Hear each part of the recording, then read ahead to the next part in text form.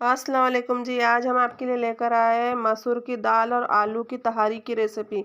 आज हमने 6 किलो खाना पकाया है, तो हमने सोचा आपके साथ में ये 6 किलो मसूर की दाल और तहारी की परफेक्ट मेजरमेंट के साथ और परफेक्ट मसालों के साथ में रेसिपी शेयर की जाए।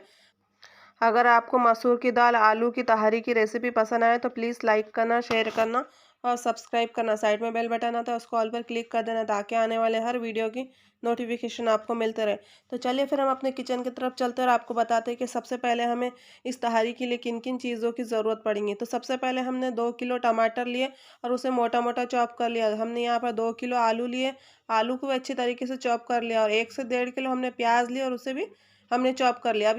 अब यहाँ पर हम सारे खड़े मसाले निकाल कर रखेंगे। खड़े मसालों में हमने 6 से 7 बड़ी इलायची इस्तेमाल की है, 1 टीस्पून लौंग इस्तेमाल किया है, 1 टीस्पून काली मिर्च इस्तेमाल किया है, यानी निकाल कर रखा है। और दालचीनी 2 टेबलस्पून भरकर हमने यहाँ पर निकाला है।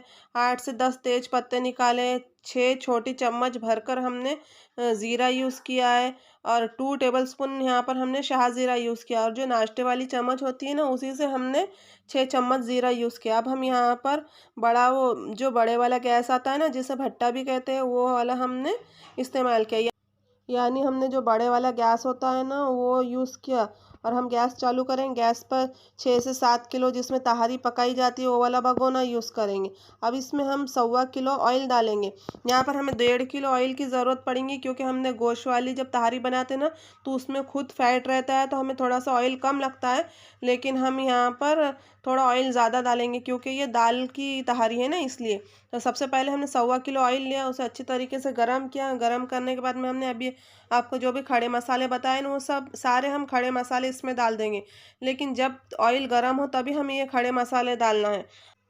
और जो ज़ीरा है, ज़ीरा को अच्छी तरीके से चटकने देना है। जब ज़ीरा अच्छी तरीके से ब्राउन हो जाए तो उसके बाद में फिर हम क्या करेंगे, हमने जो प्याज को काट कर रखा है ना, हमने यहाँ पर 1 से 1.5 किलो प्याज इस्तेमाल किया। आप 1 किलो भी इस्तेमाल कर सकते हो और 1.5 किलो भी इस्तेमाल कर सकते हैं, क्योंकि हम यहाँ पर 6 किलो की तहारी बना रहे हैं ना, इसलिए हमें प्याज की ज़्यादा ज़रूरत पड़ेगी। तो हमने यहाँ पे प्याज चॉप करके रखा था। हमने जो प्याज है वो मीडियम चॉप किया था, यानी एकदम बहुत मोटी भी नहीं और एकदम बहुत बारीक भी नहीं। इस तरीके से हमने चॉप कर लिया और इसमें कड़ी पत्ता इस्तेमाल किया। कड़ी पत्ते का वही आप आपके टेस्ट अकॉर्डिंग आपको जितना पसंद हो उतना कड़ी पत्ता इस्तेमाल कर सकते हैं।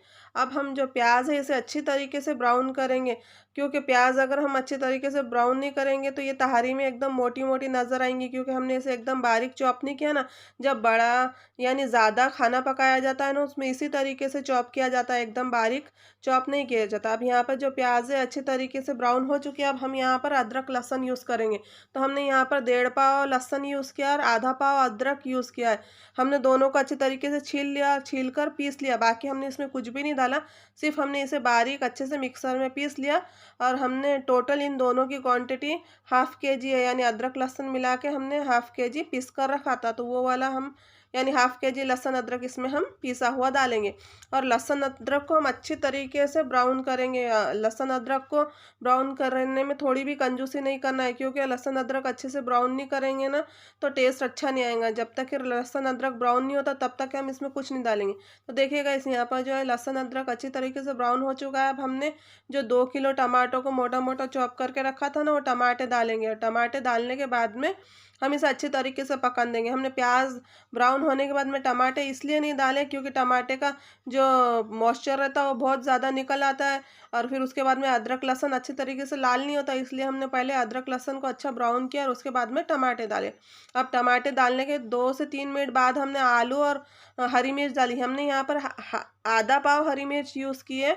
अगर ज़्यादा तेज़ हो तो आप इससे कम भी यूज़ कर सकते हैं, और आप आपके टेस्ट के अकॉर्डिंग हरी मिर्च यूज़ कर सकते हैं। और फिर हमने यहाँ पर 1 टेबलस्पून नमक इस्तेमाल किया। अभी हम थोड़ा कम ही नमक इस्तेमाल करेंगे, क्योंकि खाली हमको मसालों को अच्छी तरीके से भूनना है। ये जितना अच्छा मसाला भूनने में आएगा उतनी अच्छी तहारी का टेस्ट आएगा। और हमने ढक्कन झाँक दिया था भगोने पर और मसाले को 7 से 8 मिनट तक अच्छी तरीके से भूना, क्योंकि ये जो गैस है ये बड़े वाला गैस है ना, तो बहुत जल्दी ये मसाला भी भूनने में आ जाता है। अब यहाँ पर हमने 6 टीस्पून यानी वो जो नाश्ते वाली चम्मच होती है ना, वो चम्मच भरकर हमने 6 चम्मच भरकर हमने यहाँ पर गरम मसाला यूज़ किया। गरम मसाला ये हर हमेशा हम पुलाव के, बिरयानी के लिए और तहरी के लिए अलग से पीस कर रखते हैं। अगर आपको इसकी रेसिपी चाहिए तो आप हमें कमेंट बॉक्स में कमेंट करें, तो हम आपको इस गरम मसाले की रेसिपी देंगे। ये गरम मसाला जब रेडी रहता है ना, तो तहरी, बिरयानी, पुलाव बनाने में बहुत ही आसानी होती है।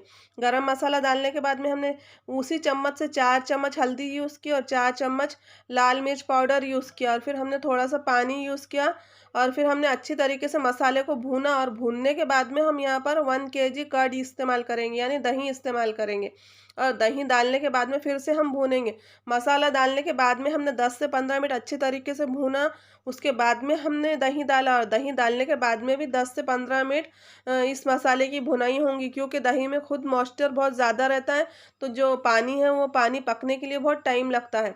तो यहाँ पे 5 से 10 मिनट हमें दही को पकाने के लिए लगा, और फिर हमने यहाँ पर टोटल हाफ केजी समार इस्तेमाल की। तभी हमने समार थोड़ा कम डाला है, और जब तक कि मसाला भूनता है तब तक हम आपको बताएंगे कि यहाँ पर हमने 5 केजी राइस लिए है, और राइस को धोने के लिए रख देंगे, क्योंकि बहुत ज़्यादा राइस है तो धोने के लिए टाइम लगेगा, और ये गैस थोड़ा बड़ा है ना, तो बहुत जल्दी ये मसाला भूनने में आ जाता है। इसमें फिर हमने 250 ग्राम मेथी पत्ता यूज़ किया। अगर आपके पास में कसूरी मेथी हो तो आप वो भी यूज़ कर सकते हो, और ताज़ी मेथी की भाजी हम यूज़ करेंगे तो कसूरी मेथी की जो भाजी का टेस्ट आता है उससे कई ज़्यादा गुना ताज़ी मेथी की भाजी का टेस्ट बहुत अच्छा जाता है। तो यहाँ पर मसाला भुनना हो चुका था, और यहाँ पर हमने अंधन भी डाल दिया था। जो गुंडी थी ना, वो हमने 2.5 गुंडी अंधन डाला था, लेकिन हर जगह के राइस के हिसाब से हमें इसमें अंधन डालना पड़ता है, तो आप आपके हिसाब से अंधन यूज़ कर सकते हैं। हमने यहाँ पर 2.5 गुंडी अंधन यूज़ किया, और लगभग हमने 10 से 15 गिलास यहाँ पर पानी यूज़ किया।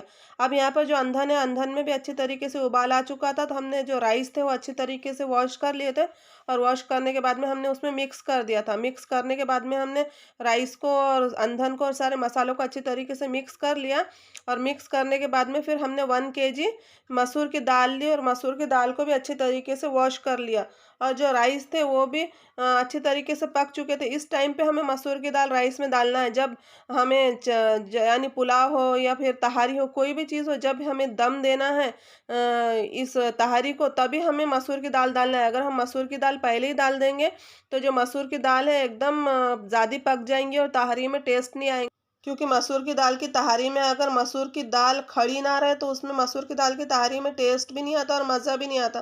तो इसलिए हम दम देने के पहले मसूर की दाल यूज़ करते हैं। हम कभी भी तहारी में मसूर की दाल पहले यूज़ नहीं, बहुत जल्दी गल जाती नहीं, इसीलिए जब भी हमें पुलाव को, तहारी को दम देना है, उसी टाइम पे हमें मसूर की दाल डालना चाहिए। अब यहाँ पर जो तहारी है उसका सारा पानी सूख चुका था, और अब हम इसे दम देंगे। तो दम देने के पहले हम क्या करेंगे, जो भगोना है, भगोने पर एक बड़ी सी जो अच्छी वाला दुपट्टा होता है, या अच्छी वाला हमारे पास कॉटन का दुपट्टा होता है ना, तो वो झाँक देंगे, और उसके ऊपर फिर हम उसका ढक्कन झाँकेंगे, और ढक्कन झाँकने के बाद में फिर हम इसे 10 से 15 मिनट एकदम स्लो फ्लेम पर पकने देंगे।